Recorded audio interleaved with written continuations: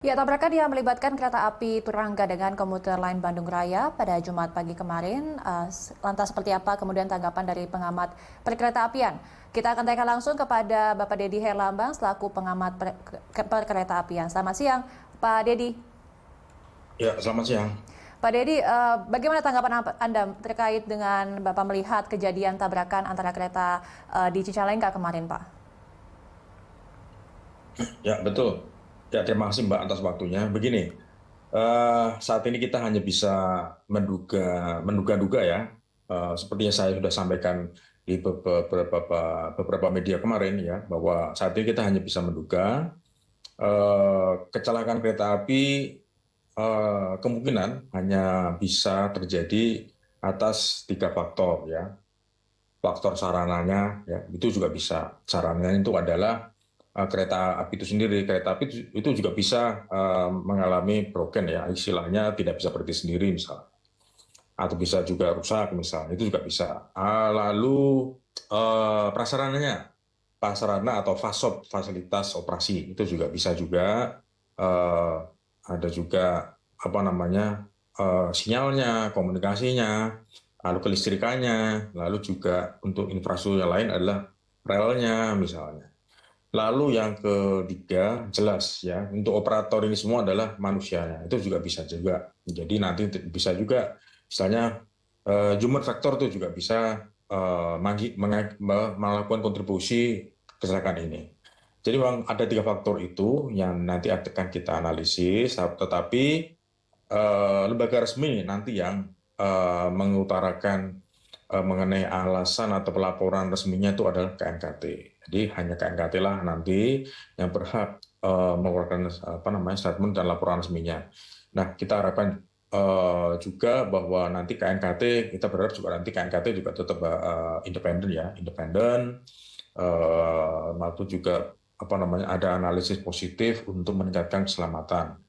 Yang kita sayangkan tuh adalah bahwa peristiwa adu banteng ini sebenarnya eh, Oktober 2023 itu juga pernah terjadi juga di Sumatera. Ya, adu banteng, tapi di sana bukan kereta penumpang, tetapi kereta barang, yakni KA Baranjang. Antar kereta Baranjang, keduanya bertabrakan. Nah, sampai sejauh ini memang kita tunggu hasil reportnya dari baik dari KNKT ataupun dari KAI, sampai sekarang masih belum ada. Jadi kita harapkan seperti itu ya. Jadi setiap ada apa namanya, kecelakaan atau insiden atau eksiden apapun, secepatnya itu harus ada analisis. Jangan sampai peristiwa terulang-ulang ini kembali terjadi. Nah, ini setelah dari Sumatera belum genap 2 tahun ya, 1 tahun 4 bulan, ini malah terjadi lagi di Jawa, malah di Jawa dengan kereta-kereta penumpang. Yang ini yang kami sangat sesalkan. Jadi laporan itu belum keluar, sehingga rekomendasi apapun atau aksi apapun untuk mencegah ataupun melakukan mitigasi-mitigasi positif untuk apa namanya, mencegah kecelakaan, memang saat ini memang kami masih tunggu ya dari pihak terkait, baik itu dari pemerintah, dari Menteri Perhubungan, dari PT KAI selaku operator, dan juga apa namanya, pemangku kepentingan yang lain, itu Mbak. Baik, Pak Dedi, kalau memang untuk hasil ataupun penyebab ya, untuk mengetahui penyebab dari kecelakaan ini memang kita masih menunggu hasil dari pemeriksaan oleh KNKT. Tapi kalau kita bisa belajar atau menggali terlebih dahulu latar belakangnya, sebenarnya seperti apa sih Pak proses bekerjanya nih jalur kereta api seperti apa dan seberapa besar kemungkinan terjadinya adu banteng itu Pak, atau kecelakaan antar dua kereta yang kita tahu beratnya sangat masif dan ada membawa penumpang dan lain sebagainya. Ya, begini. Eh, bisa juga ya, bisa juga bahwa apa namanya, kecelakaan seperti ini eh, apa terjadi juga human factor juga bisa. Oke. Misalnya kalau ada kereta ini mau melewati, ini kan keretanya kan berjalan di satu jalur ya, atau rel tunggal ya. Seharusnya memang dari salah satu PPK atau petugas pengatur perjalanan kereta api, baik di Harbogur ataupun di mana Cicalengka, itu harusnya memang menghentikan kereta. Tapi kenyataannya memang kereta ini memang masih bisa berjalan. Ya, berarti memang ada miskomunikasi antar kedua petugas stasiun tersebut ya. Tapi bisa juga untuk human factor yang lain adalah masinisnya juga bisa juga misalnya. Apa namanya, kemungkinan misalnya bisa ngantuk misalnya, atau mungkin asistenya juga bisa ngantuk misalnya, juga tidak bisa. Ini kan juga pagi-pagi jam 6.03 mungkin bisa ngantuk misalnya, ini kan juga faktor human ya. Jadi tidak melihat sinyal, seharusnya sinyal itu merah misalnya, karena petugas PPKA sudah memberikan sinyal lampu merah harusnya berhenti, tetapi masinisnya ternyata melanggar sinyal, itu juga bisa. Atau informasi terakhir yang saya dapat itu ada permasalahan di persinyalan antara stasiun Harbour sampai dengan stasiun Cicalengka. Stasiun Cicalengka itu ternyata masih menggunakan sinyal mekanik ya, sinyal jadul lah ya, sinyal mekanik lah ya. Itu memang 100% digantikan oleh manusia. Nah, sementara di Harbour itu sudah menggunakan sinyal-sinyal elektrik ya. Kalau ya ada ketika switch over, ternyata infonya memang ada masalah sehingga tidak terbaca oleh jarum di meja pelayanan di petugas PPKA-nya. Kalau saya analisis berita yang masuk baik dari PTKA atau dari sumber-sumber lain, memang ini masalah prasarana memang tidak terbaca dengan akurat, sehingga petugas PPKA memang tidak bisa melihat bahwa ada posisi aman di stasiun tersebut, di stasiun Bogor atau di Cicalengka. Dianggap posisi aman karena jarum tidak menyebutkan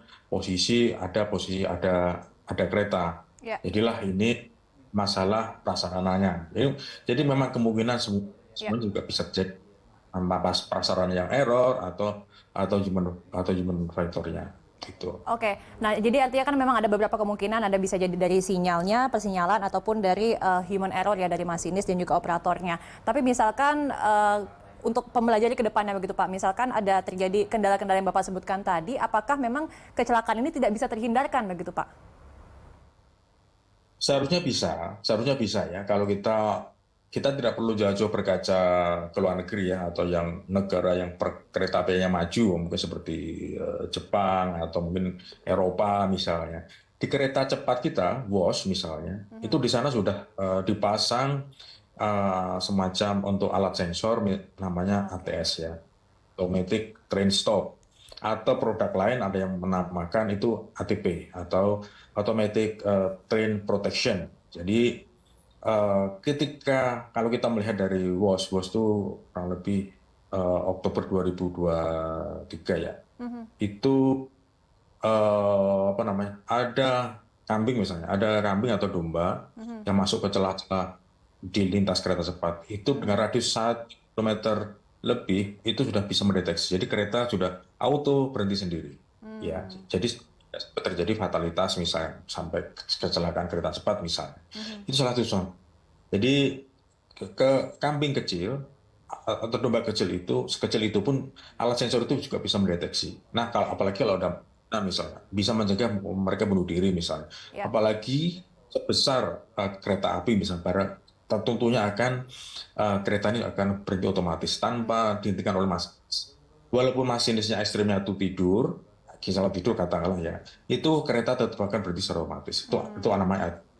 Nah, sebenarnya di tahun 2007 itu kalau tidak salah tahun 2007 atau 2009 ya, saya lupa ingat. Tapi yang jelas PT KAI pernah melakukan uji coba ATS tersebut ya, dilakukan sampai ke Gambir. Kalau tidak salah pernah dilakukan beberapa kali, tapi entahlah ya, sampai sekarang ATS itu tidak dipasang atau tidak dilanjutkan. Mungkin ada masalah lain, mungkin masalah pendanaan atau investasi lain yang mungkin terlalu mahal. Itu kira-kira. Jadi harapan saya ya kita memang urgent untuk membutuhkan alat seperti ini, gitu Mbak. Oke, terakhir Pak, apa yang memang seharusnya pemerintah lakukan begitu ya untuk tentunya meminimalisir terjadinya kecelakaan di perlintasan kereta ini, yang agar tidak terjadi hal yang serupa di kemudian hari? Baik, jadi untuk kerawanan kecelakaan memang sering terjadi di lintas-lintas tunggal seperti ini ya, di lintas tunggal. Kita masih ada beberapa lintas tunggal. Kalau nanti memang ruas di Harbour sampai nanti Cicalengka sampai Bandung itu tentunya nanti akan double track. Nah, yang Cicalengka sampai mana? Sampai Kroya itu sepertinya itu masih single track. Itu tentunya nanti perlu mitigasi-mitigasi khusus ya. Terus yang masih jalur tunggal itu Merak, Rangkas Bitung itu juga masih jalur tunggal. Lalu jalur Semarang Solo itu juga masih jalur tunggal ya kan.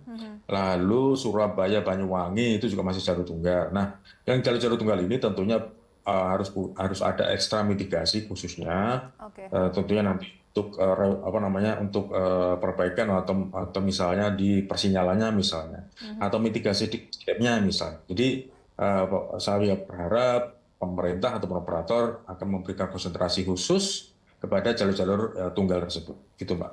Oke, baik. Tentu kita harapkan adanya yang tadi Bapak sebutkan ya, mitigasi dari pemerintah dan juga perlakuan khusus dari pemerintah untuk tentunya bisa langkah preventif ya agar kecelakaan seperti ini tidak kemudian terulang kembali. Terima kasih banyak pengamat perkeretaapian Bapak Deddy Herlambang atas waktunya. Selamat beraktivitas kembali. Baik, terima kasih.